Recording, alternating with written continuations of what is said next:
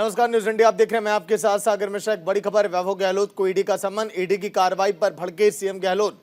मुझे टारगेट कर रहे हैं, सीएम गहलोत का कहना है। राजस्थान में उनका टारगेट है, जनता इसका जवाब देगी। ये टैक्सी कंपनी का एक मामला है, कंपनी इसका जवाब दे रही है। देश में इन्होंने आतंक मचा रखा है, हम इनसे डरने वाले नहीं है। राजस्थान के जयपुर में सीएम गहलोत के बेटे वैभव गहलोत को ईडी के सम्मन के बाद हलचल अब शुरू हो गई है सियासी गलियारों में, जिसे लेकर सीएम गहलोत ने नाराजगी अब जताई और अपना बयान भी अब जारी किया है।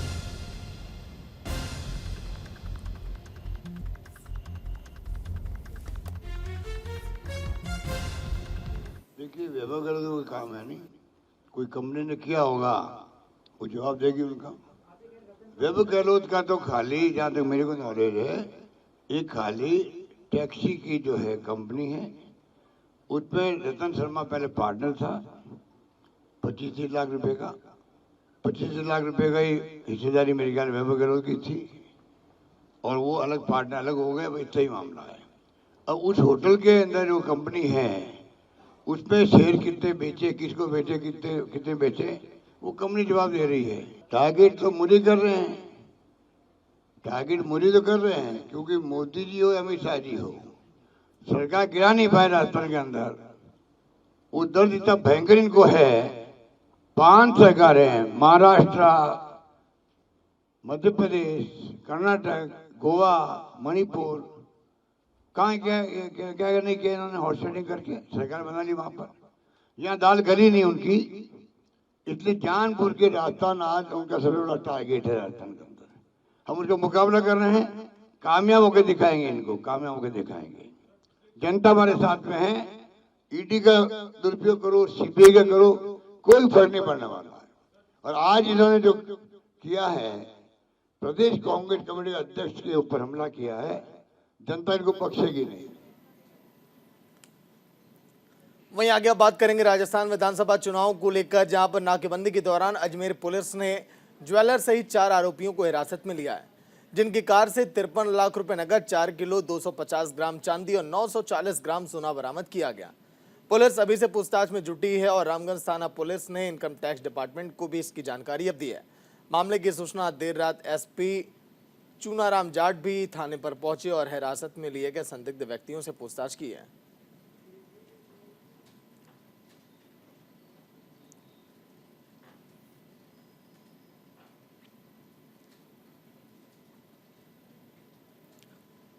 वहीं राजस्थान के जयपुर से एक बड़ी खबर, करधनी इलाके में युवक आशीष हत्या मामला। आशीष के परिजनों ने शव लेने से इनकार अब कर दिया है।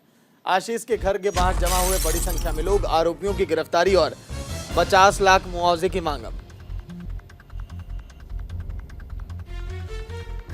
राजस्थान के जयपुर में करधनी थाना इलाके में बाइक सवार युवक की गोली मारकर हत्या करने का सनसनीखेज मामला सामने आया। मृतक आशीष घर से काम के लिए बाइक पर सवार होकर निकला था, तभी करधनी थाना इलाके में खिरनी फाटक के पास कालवाड़ रोड की सर्विस लेन पर गोली मारकर उसकी हत्या कर दी गई। लोगों को आशीष लहलुहान अवस्था में सड़क के किनारे पड़ा मिला। ऐसे में लोगों ने एक्सीडेंट केस समझकर उसे एसएमएस हॉस्पिटल पहुंचाया। हॉस्पिटल में किए गए एक्सरे में आशीष के पेट में बुलेट लगी होने की पुष्टि हुई, जिस पर हॉस्पिटल प्रशासन की ओर से पुलिस और आशीष के परिजनों को जानकारी दी गई।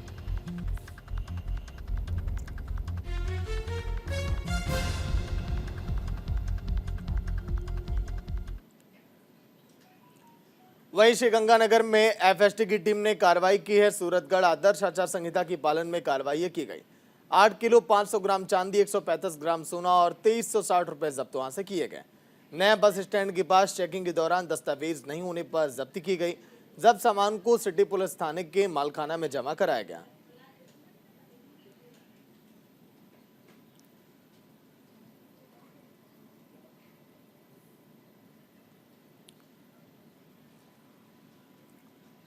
वहीं बस्सी टोल प्लाजा के पास पिकअप का टायर फटने से एक बड़ा हादसा हो गया। हादसे में पिकअप में सवार 40-50 से ज्यादा लोग वहां पर घायल हो गए।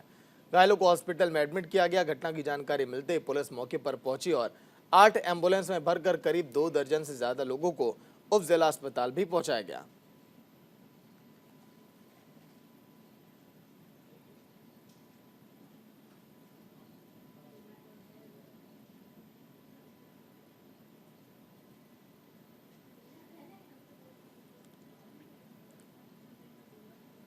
वहीं भोपाल की गोविंदपुरा विधानसभा सीट बीजेपी की सबसे मजबूत ये सीट मानी जाती है। पिछले 40 सालों से ज्यादा समय बीत गया जब गोविंदपुरा सीट पर गौर परिवार का कब्जा बरकरार है। पिछले 5 सालों से लगातार मेहनत कर रहे कांग्रेस के प्रत्याशी रविंद्र साहू इस बार जीतने का दावा कर रहे हैं। गोविंदपुरा सीट से कांग्रेस प्रत्याशी रविंद्र साहू ने न्यूज इंडिया से खास बातचीत भी की है, सुनिए आप। भाजपा की सबसे मजबूत विधानसभा के अंदर अभी हम हैं। ये वो विधानसभा है जहां से सालों से भारतीय जनता पार्टी लगातार जीतते हुए आ रही है। यहां गौर फैमिली का वर्चस्व है और कांग्रेस यहां से लगातार कोशिश करती आ रही है। इस बार मध्य प्रदेश कांग्रेस से गोविंदपुरा सीट से रविंद्र साहू को मौका दिया गया है। हमारे साथ गोविंदपुरा विधानसभा सीट से कांग्रेस के प्रत्याशी रविंद्र साहू जी हैं। रविंद्र जी, एक ऐसी सीट जिससे लगातार भारतीय जनता पार्टी जीतते हुए आ रही है, वो भी रिकॉर्ड तोड़ तरीके से, क्या कहेंगे? 43 साल से एक ही परिवार और एक ही पार्टी के जनप्रतिनिधि को जनता जनार्दन ने अपना बहुमत दिया हुआ है। आपके हिसाब से या जनता के जनार्दन के अपने बहुमत के हिसाब से अभेद किला भाजपा इसको मानती है। मेरा ये मानना है कि इस बार इस अभेद किले को भेदने के लिए कांग्रेस पार्टी ने मेरे पर भरोसा जताया है और हम कांग्रेस पार्टी के सभी कार्यकर्ता मिलकर इस अभेद किले को भेदेंगे और परिवर्तन लाएंगे। कांग्रेस के लिए कहा जा रहा था कि गोविंदपुरा से अगर कांग्रेस के लिए सबसे मजबूत कोई कैंडिडेट है तो वो आप हैं। विरोध भी नहीं हुआ कांग्रेस की तरफ से, सभी लोगों ने आपको समर्थन दिया। बात आती है कृष्णा गौर की। पहले बाबूलाल गौर थे, अब कृष्णा गौर है। पिछली बार रिकॉर्ड मतों से जीती, इस बार फिर आपका मुकाबला कृष्णा गौर से है, क्या कहेंगे? मेरे को सिर्फ जनता जनार्दन से यही कहना है कि विकास जो 43 साल में इस विधानसभा में नहीं हुआ है, इस बार वो कभी मुझ जैसे बेटे पे भरोसा करते हैं तो हम इस बार गोविंदपुरा विधानसभा में विकास की एक अलग पहचान बनाएंगे। किसी भी परिवार या किसी भी जनता पार्टी की जो कैंडिडेट हैं उनके ऊपर 43 साल भरोसा किया है। इस बार आप मेरे ऊपर भरोसा करके देखिए, क्योंकि ढाई पीढ़ी 43 साल में एक परिवार की ढाई पीढ़ी निकल जाती है। इतना बड़ा समय किसी को देना, उस क्षेत्र को पेरिस जैसा मेरा कहना है कि विकास होना चाहिए। वहीं विधानसभा चुनाव को लेकर चुनावी मैदान पर खड़े प्रत्याशियों ने जनसंपर्क अभियान अब तेज कर दिया। पूर्व सीएम डॉक्टर रमन सिंह ने सत्यपीठ मां शीतला मंदिर में पूजा अर्चना की है और गौरीनगर में जनसंपर्क का शंखनाद कर दिया। रमन सिंह ने लोगों से वोट की अपील की। इस दौरान बीजेपी के पदाधिकारी, कार्यकर्ता और समर्थकों का वहां पर जमावड़ा देखा गया है।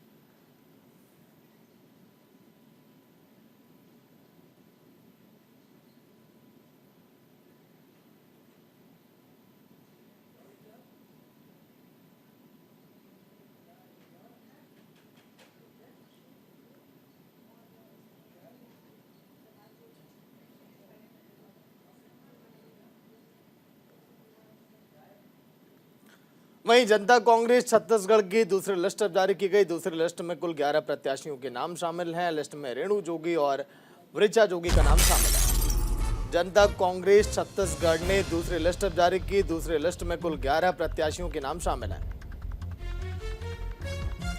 लिस्ट में रेणु जोगी और ऋचा जोगी का नाम शामिल है। रेणु जोगी कोटा से चुनाव लड़ेंगी, तो वहीं पार्टी के प्रदेश अध्यक्ष अमित जोगी की पत्नी ऋचा जोगी अकलतरा से चुनावी मैदान में होंगे।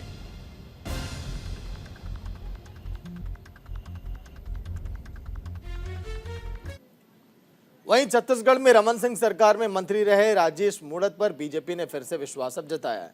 उन्हें पार्टी ने रायपुर पश्चिम की विधानसभा सीट से टिकट दिया। मूणत पर कई आरोप भी लगते रहे। इस पर बीजेपी प्रत्याशी राजेश मूणत से न्यूज इंडिया ने बातचीत की। देखिए आप। सरकार में मंत्री रहे राजेश मूणत, पिछली बार जनता ने उन पर भरोसा नहीं जताया था, लेकिन पार्टी ने इस बार फिर उन पर भरोसा जताया है और ऐसा माना जाता है कि राजेश मूणत ने अपने क्षेत्र को चमन बना दिया, पर कहीं कोई कमी रह गई थी। इस बार फिर से राजेश मूणत चुनाव मैदान में है और युवा तुर्क हैं, बहुत संघर्ष करके राजनीति में उन्होंने अपना स्थान पाया है। तो हम उनसे ही बात करते हैं कि उनके पास इस बार क्या चुनौतियाँ हैं और जो कमी पिछले चुनाव में रह गई थी उसको वो कैसे पूरा करेंगे। हमारे साथ राजेश मूणत हम उनसे पूछते हैं। राजेश जी। धन्यवाद आपका नील जी। छत्तीसगढ़ में जिस प्रकार से राजधानी के साथ में सुलझेला व्यवहार, ये सर राजधानी आपकी अपनी छत्तीसगढ़ की है। 5 साल में इस शहर को बर्बाद कर दिया। एक नया काम खड़ा नहीं किया सरकार ने, शहर को पूरा खुदापुर बना कर रख दिया। क्राइम का रिकॉर्ड तो ऐसा हो गया है कि खुलेआम गुंडागर्दी, चाकू, छुरा, बंदूक, पिस्टल, तो यही नहीं, सबको पे जाल बिछाया, इसमें एक्सप्रेस वे भी था जो विवाद में आया। आपको सरकार ने निशाने पर लेने की बहुत कोशिश की, आप पर बेहतरी तक की आपने कोशिश की गई, इन सब से तो आप उबर आए। लेकिन अब अगर आप सरकार में आते हैं तो आपके पास क्या प्लान है? आप अभी अपनी जनता को, आपके पश्चिमी क्षेत्र की जो जनता है, उसके लिए क्या मैसेज दे रहे हैं कि आप उनके लिए क्या करेंगे? और जनता में तो आप जो है बेबाक होने के बारे में बहुत पहचाना जाता है, अपनी अलग पहचान रखते हैं। तो मैं चाहूँगा उसी बेबाकी से आप क्या करने जा रहे हैं ये भी बता देंगे। परिवहन मंत्री भी आप थे, परिवहन मंत्री में आपका कार्यकाल बहुत जो है निर्विवाद रहा और बहुत आपकी उपलब्धियाँ रही परिवहन के क्षेत्र में। एक बड़ी उपलब्धि थी, आपने बैरियर मुक्त प्रदेश बनाया था, फिर बैरियर लग गए, तो उस पर भी आपको मैं राय चाहूँगा। देखिए, मेरे शहर के प्रति मैं यहाँ का नागरिक हूँ, मेरा कर्तव्य है। जनता ने जब मुझे को चुन करके भेजा तो मेरा कर्तव्य होता है। ये राजधानी रायपुर छत्तीसगढ़ की है, कोई व्यक्ति आता बाहर का तो छत्तीसगढ़ की तारीफ करता है। एक विकसित प्लानिंग के साथ में वो संपूर्ण योजनाओं को इम्प्लीमेंट होना चाहिए जो एक शहर को सुंदर बनाने के लिए काम है। वहीं राजेश मूणत, पूर्व मंत्री अनिल पुसतकर, स्टेट हेड जिन्होंने देखा अपने बातचीत की। वहीं कांग्रेस की प्रदेश प्रभारी कुमारी शैलजा कोंडागांव पहुंची। इस दौरान उन्होंने पार्टी के कार्यकर्ताओं से मुलाकात की है। उन्होंने पार्टी के कार्यकर्ताओं और पदाधिकारियों को चुनाव में जीत का मंत्र दिया। इस दौरान घोषणा पत्र को लेकर मीडिया से चर्चा करते हुए प्रदेश प्रभारी ने कहा कि एक के बाद एक घोषणा हो रही है और आगे देखिए कि होता क्या है। हमारी सोच है कि जो कहते हैं उसे हम पूरा करते हैं।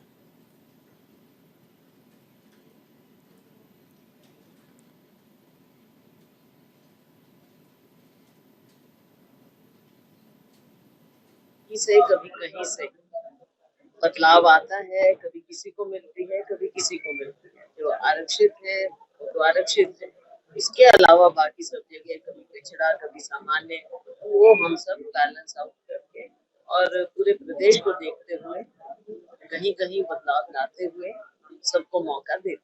किसी के ऊपर कोई बोझ नहीं हम डालते, बल्कि हर वर्ग को हमने कुछ किया, हर वर्ग को हमने विकास में हिस्सेदारी दी है, सबको कुछ ना कुछ मिला है।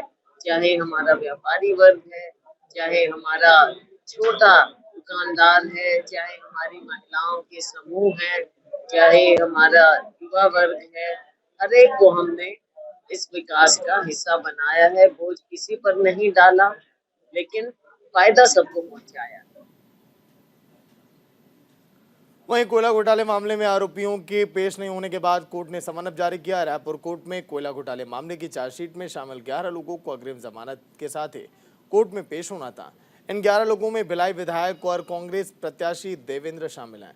आरोपियों की गैरहाजिरी के देखते हुए कोर्ट ने फिर से समन जारी किया और अगली सुनवाई 6 दिसंबर तक बढ़ा दी गई। 550 करोड़ के कोल लिवी और मनी लॉन्ड्रिंग मामले की सुनवाई दिसंबर 2022 से विशेष न्यायाधीश अजय सिंह राजपूत की अदालत में चल रही है। मामले में डेट आगे किया जाने के बाद देवेंद्र यादव मीडिया से मुखातिब हुए। उन्होंने कहा कि ये कार्रवाई बीजेपी का एक चुनावी हथकंडा है ताकि दूसरी पार्टी के लोग उनके भय से डर जाएं।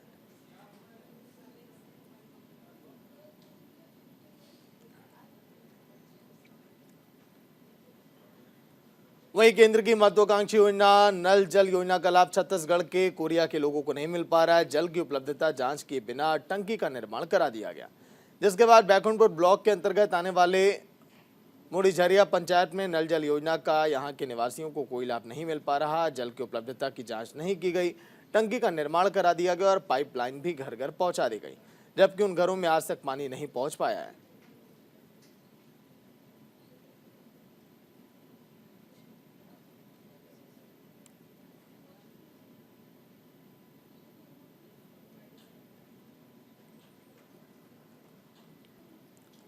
उड़ीसा के नवरंगपुर में स्वास्थ्य व्यवस्था इस कदर चरमरा गई है कि शव ले जाने के लिए एम्बुलेंस का भी इंतजाम नहीं हो सका।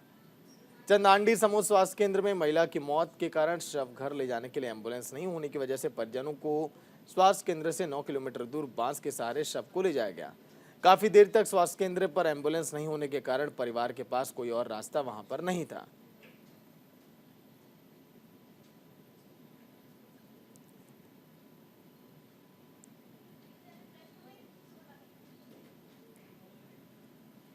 वहीं सूरत पुलिस ने चौक बाजार पुलिस स्टेशन की सीमा के भीतर चल रहे एक अवैध कॉल सेंटर पर छापा मारा। पुलिस ने 6 महिलाओं सहित 11 आरोपियों को गिरफ्तार किया है। पुलिस ने अवैध कॉल सेंटर से 22 मोबाइल, 3 लैपटॉप और अन्य सामान बरामद किए। पुलिस जांच के मुताबिक आरोपी कॉल सेंटर में ऑपरेटर के रूप में काम करते हैं, जिसमें नौकरी चाहने वालों को फोन पर डेटा एंट्री के नाम पर अलग अलग स्कीम देकर घर बैठे 5 से 8 हजार रुपये महीना कमाने का झांसा देकर ठगी की जाती है।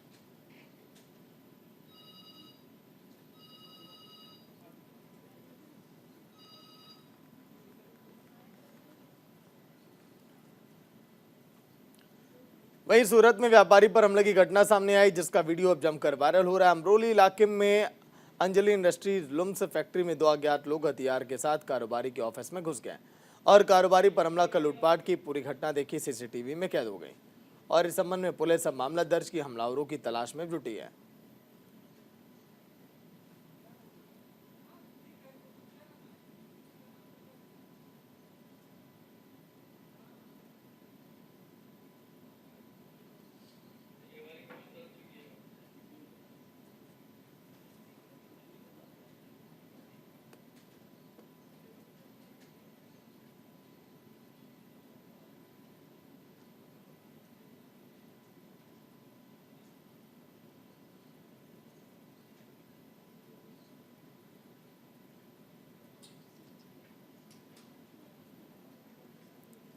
सुमेरपुर विधानसभा क्षेत्र के बीजेपी से नई वर्तमान विधायक जोराराम कुमावत का टिकट रिपीट होने को लेकर विरोध अब शुरू हो गया।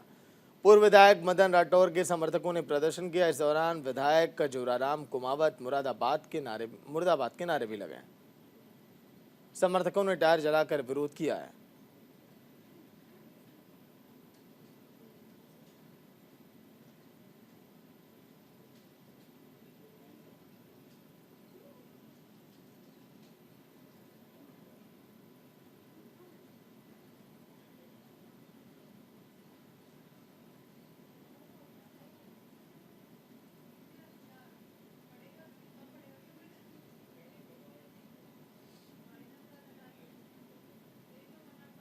चलिए इसी के साथ बुलेटिन में इतना ही। देखते रहिए न्यूज़ इंडिया। नमस्कार।